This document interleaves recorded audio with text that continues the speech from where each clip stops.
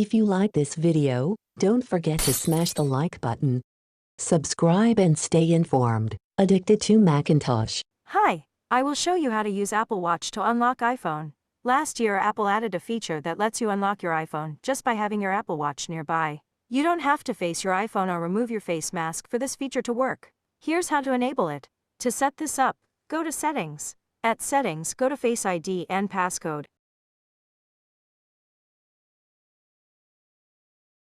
At Face ID and Settings, enter your passcode, and after scroll down and under Unlock with Apple Watch.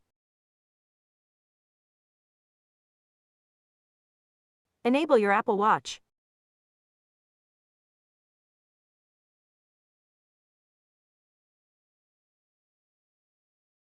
Exit Settings. It's that simple. Hope you enjoyed this video. Have a nice day. Subscribe and stay informed. Addicted to Macintosh.